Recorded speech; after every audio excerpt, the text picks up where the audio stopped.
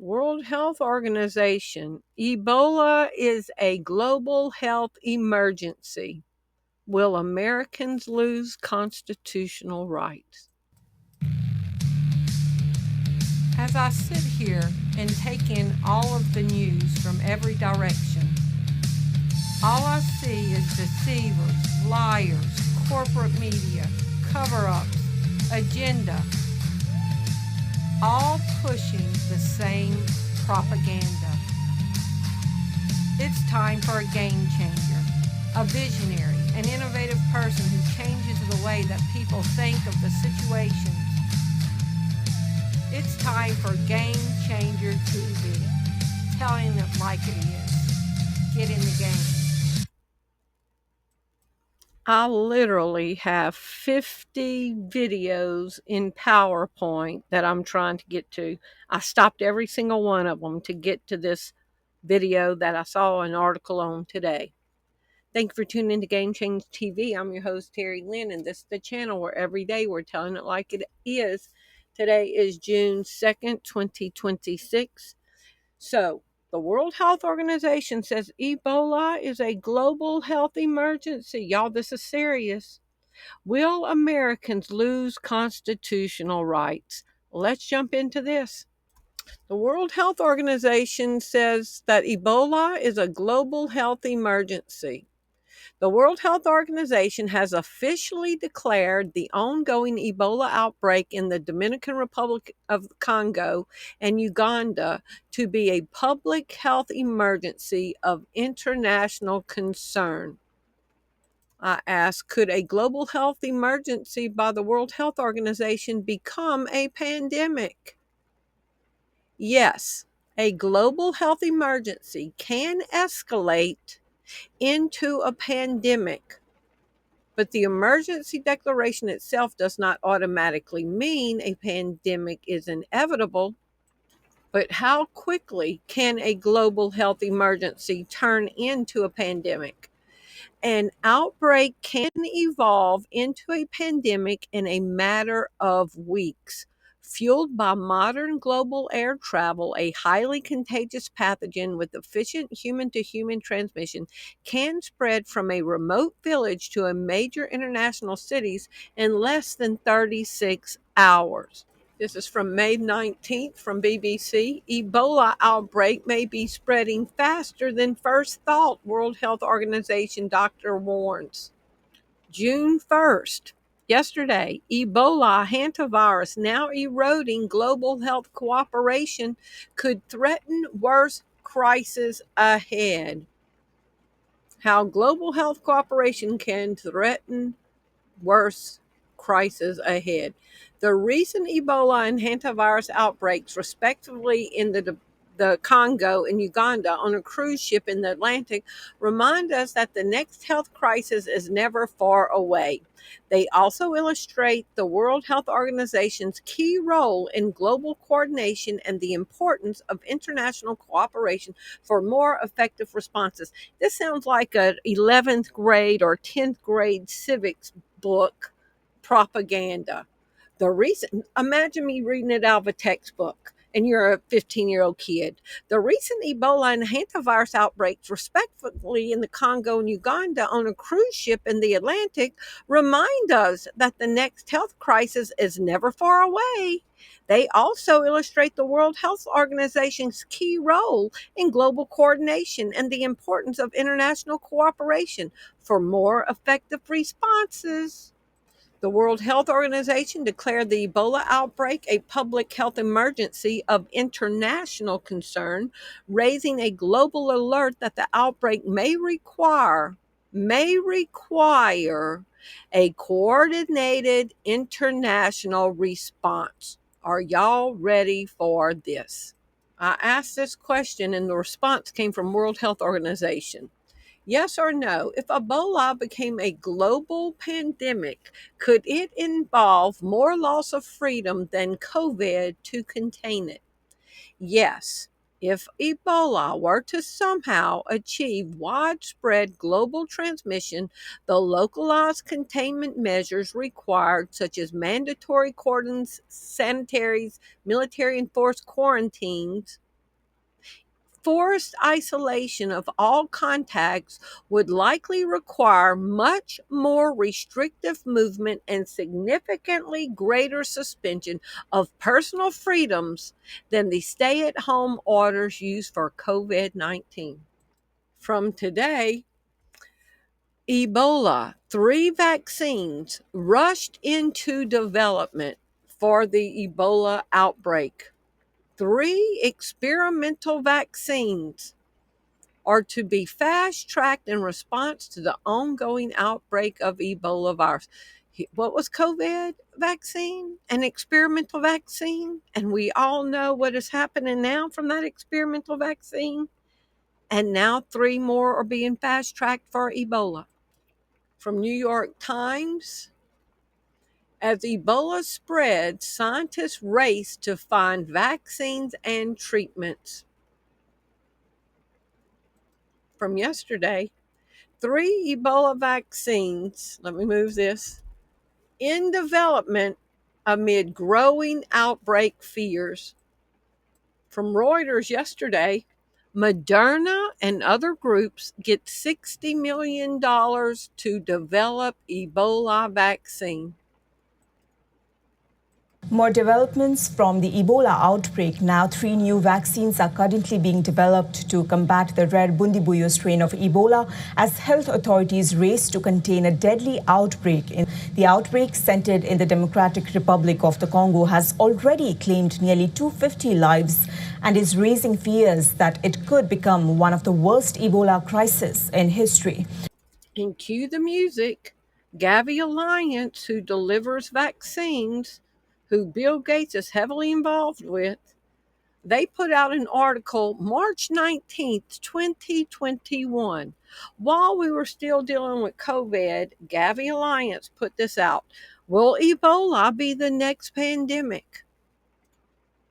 This was 5 years ago. Ebola has so far only affected African countries, and occasional cases outside of the continent have been rapidly contained. But the virus could mutate. Y'all remember that word. Remember the word. The virus could mutate to spread more easily between people, making it more of a pandemic threat. Yes or no? Could a president declare a national emergency over a health pandemic? Yes, under the National Emergencies Act, the U.S. president has the authority to declare a national emergency in response to a health pandemic, a power that has been utilized in the past. If a U.S. president declared a national emergency, could American citizens lose constitutional rights? Yes, American citizens could experience severe temporary limitations on certain constitutional rights during a national health emergency. Answer yes or no. Could a national vaccine mandate create a civil unrest? Do y'all think so? If they said everybody on the block, everybody in your family, everybody in your school, everybody at your job, everybody in your city has to get this new experimental vaccine? Yes, while it is impossible to predict the exact scale, history and behavioral research confirm that strict, coercive vaccination policies can provoke widespread social and political resistance. Now, you remember Trump and Pete Hegseth got the quick response National Guard teams in all 50 states up and ready and active in April? If Ebola became a global health emergency in the United States, could Trump's quick response teams in all 50 states help with quarantine? Yes, the rapid response teams and state health departments could help with quarantine. Under the U.S. legal system, quarantine enforcement is primarily a state power using their police powers. So that's why Trump has put the National Guard response teams in all 50 states. President Trump and Pete Hegseth are establishing specialized National Guard quick reaction forces in all 50 states. These units are mandated to be trained and equipped to respond to civil disturbances, riots, and public order issues on short notice.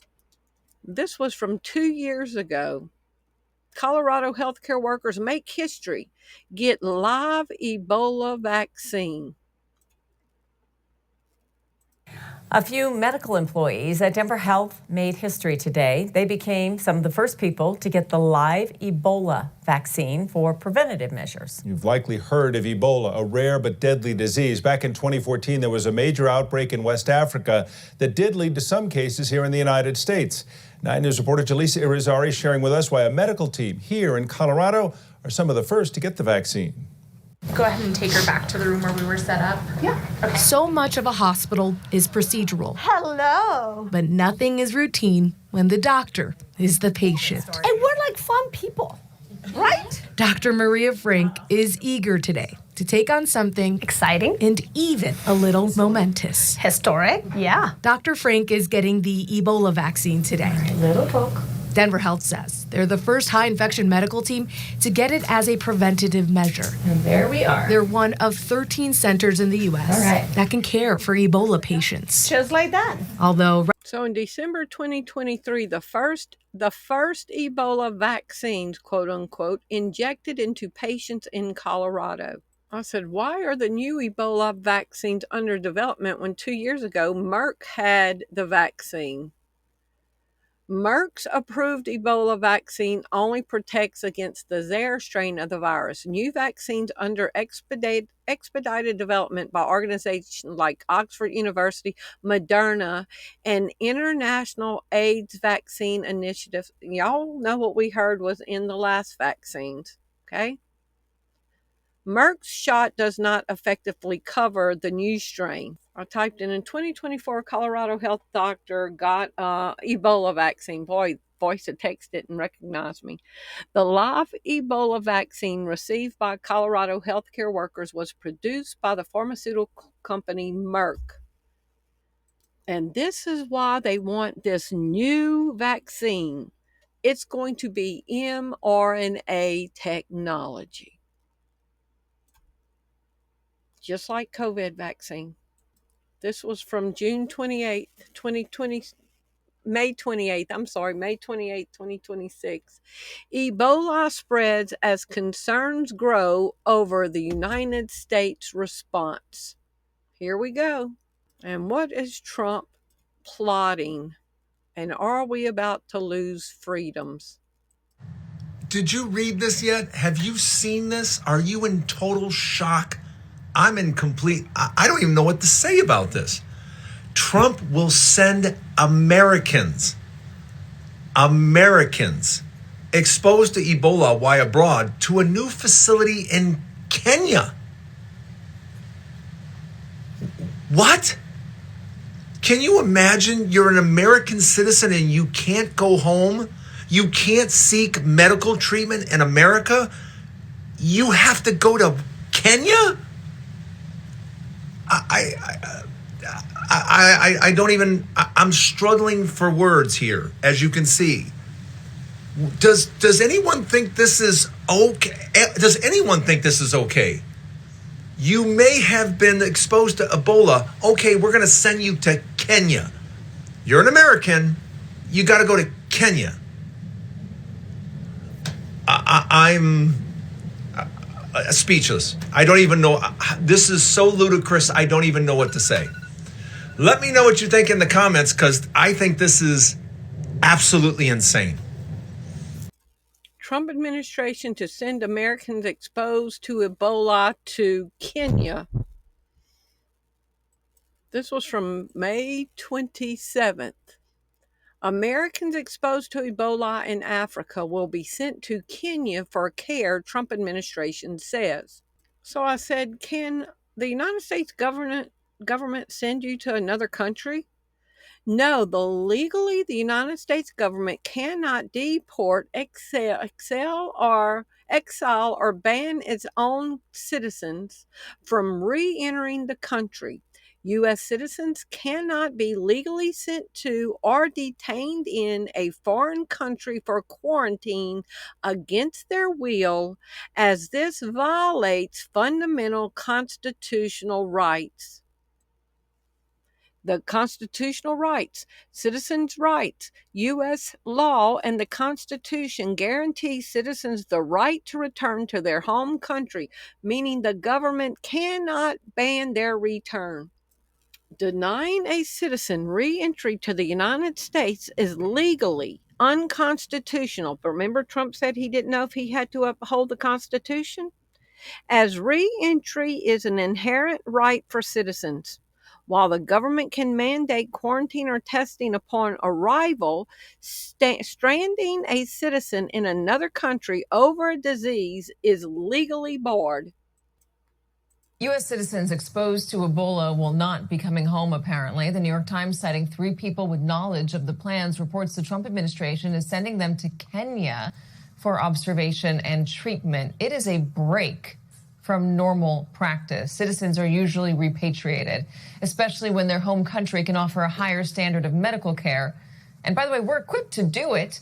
Back in 2014, Dr. Craig Spencer contracted Ebola while treating patients in Guinea.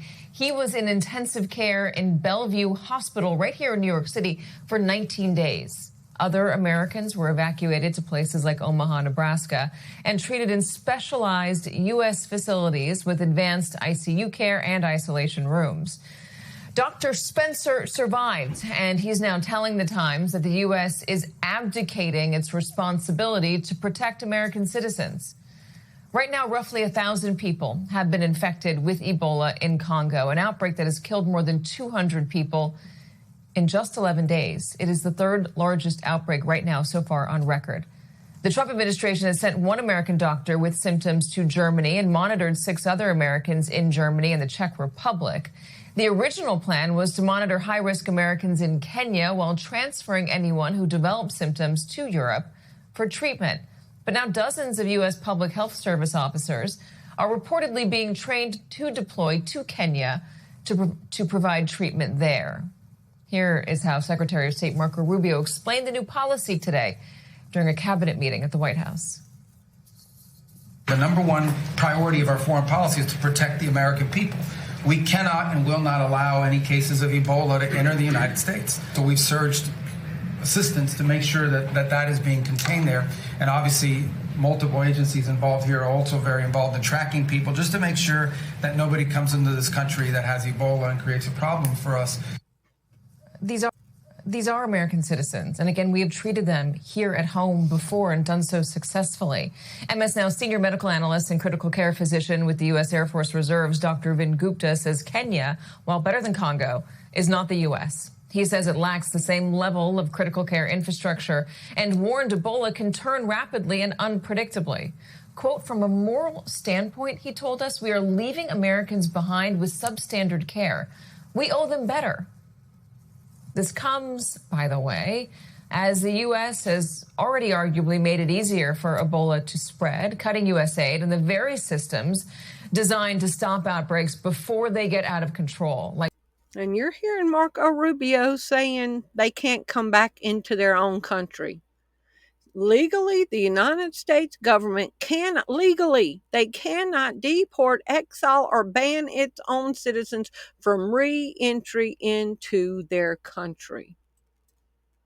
Now, and in the United States, the House Committee on Foreign Affairs has issued a harsh critique to the Trump administration, accusing it of outsourcing its constitutional duty to care for its own citizens to another nation.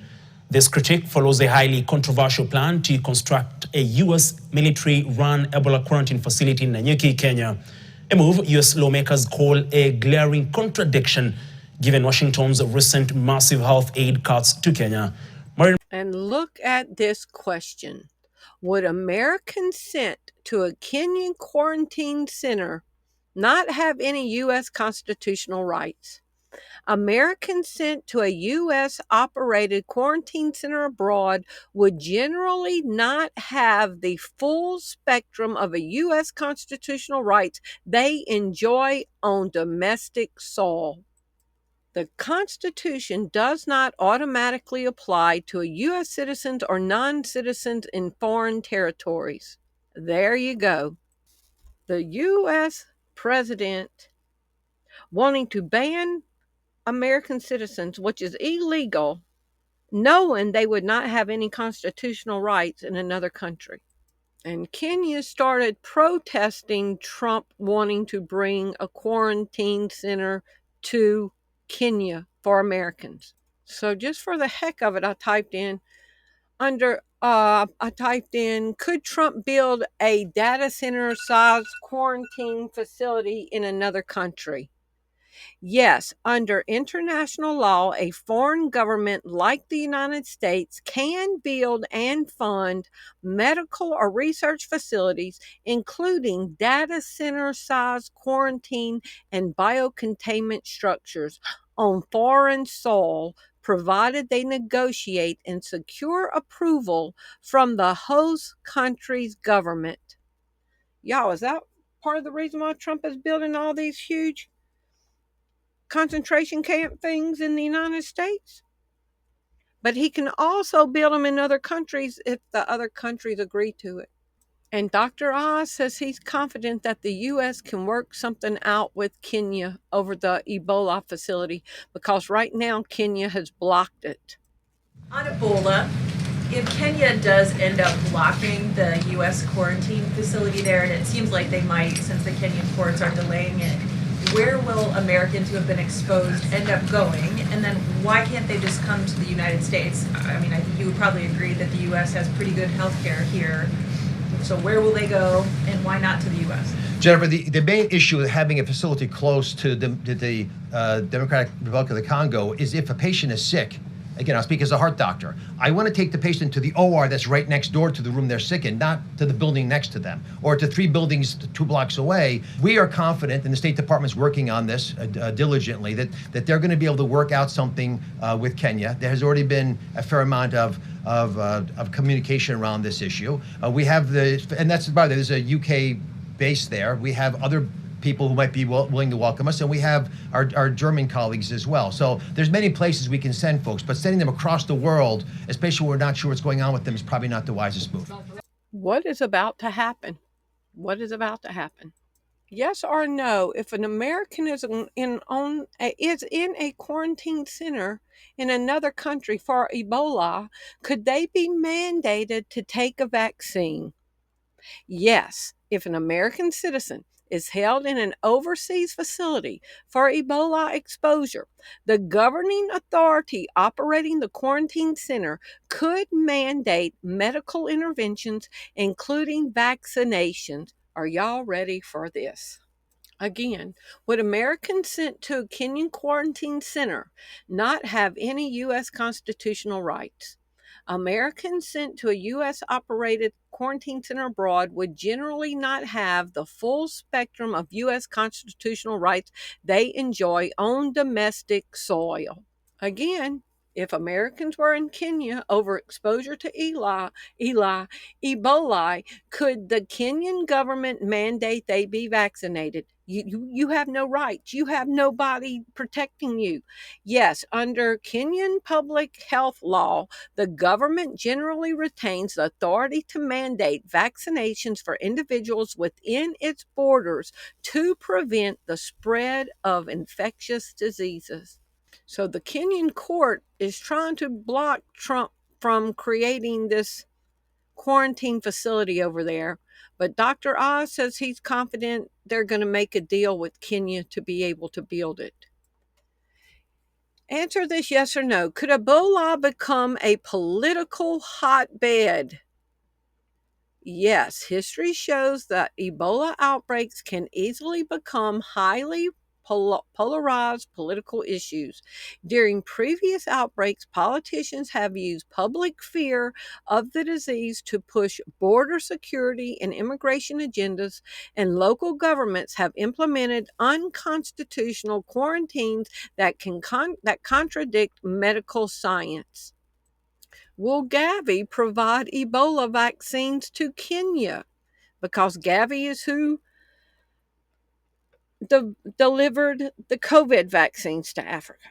Yes, Gavi supplies Ebola vaccines to Kenya, both for preventative use by high-risk frontline workers and during active outbreak emergencies.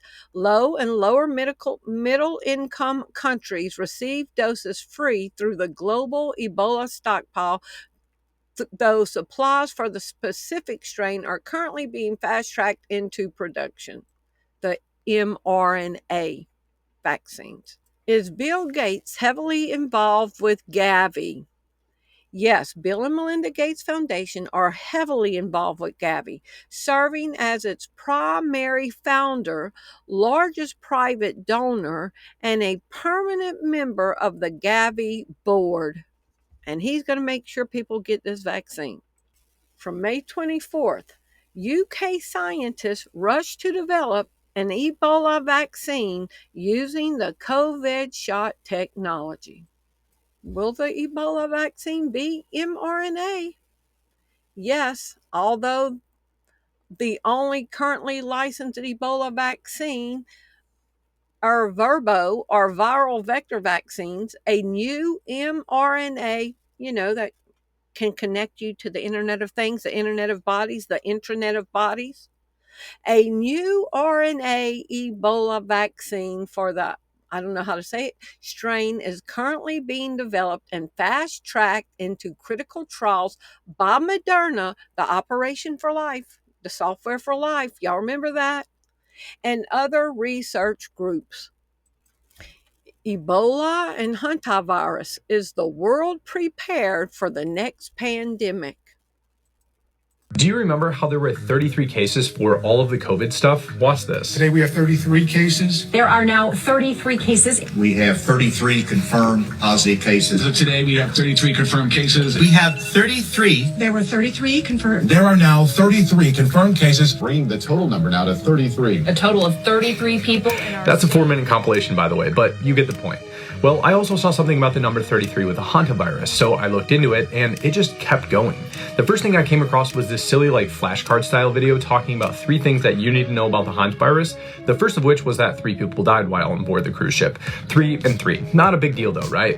Well, while 3 died, there were 33 people infected on the cruise, and this wasn't even the first time. There was another cruise line called the Four Corners that also had 33 people infected, 13 of whom died back in 1993. 1993, by the way, was exactly 33 years ago. Oh, and on the most recent cruise, they were out on a 33-day voyage. Now, personally, all of this numerology or symbolism has me more worried about the sun rising tomorrow than it does the hantavirus, but let's just say you wanted to know more about the outbreak, perhaps something like the fatality rate. Well, it's about 33%. Now, it's laughable at this point, and surely there couldn't be anything else, but if you go back to Pfizer's 38-page document from COVID, the one they tried to hide for 75 years, well, it contains 1,233 side effects, and if you scroll down towards the bottom, you'll find the hantavirus on page 33. So then that made me look for Ebola. Current outbreak 2026 in the severe Ebola outbreak spreading rapidly through the Democratic Republic of the Congo and into Uganda. There were initially 33 confirmed cases. There have been exactly 33 recorded zoonotic spillover events. Ebola, 33 cases 4 days ago. By May 20th, there were 33 confirmed Ebola cases. Why Ebola shows we must finish the pandemic treaty now. May 21st, 2026. Is the world prepared to finish the pandemic treaty now? In 2021, Bill Gates Gavi was talking about the next pandemic. Could it be Ebola? The virus could mutate. Remember I told y'all to remember that phrase? Yeah, it can mutate into tyranny.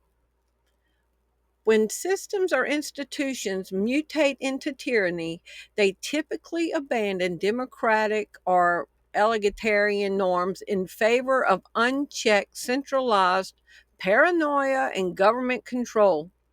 The phrase mutating into tyranny generally refers to the gradual erosion of democratic norms and constitutional rights.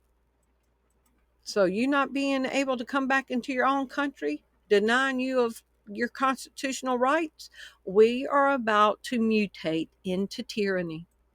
Yes or no, is it possible that another global pandemic could be the cause for a global constitution to emerge? Yes, it is theoretically possible. A severe global catastrophe, such as an uncontrollable and highly lethal pandemic, could radically disrupt global supply chains and economies. In response to such a crisis, the international community could determine that sovereign borders need to be dissolved to control it. This is about to get interesting. Are we about to see mandates? And it says it could become more severe than what we saw in COVID. Are y'all going to be able to stand up a second time? Because 8 out of 10 people took the COVID vaccine. 8 out of 10. Are you willing to stand when the pressure is about to get hotter? I don't want their technology in me. Y'all stand firm in Jesus' name. Keep your eyes open.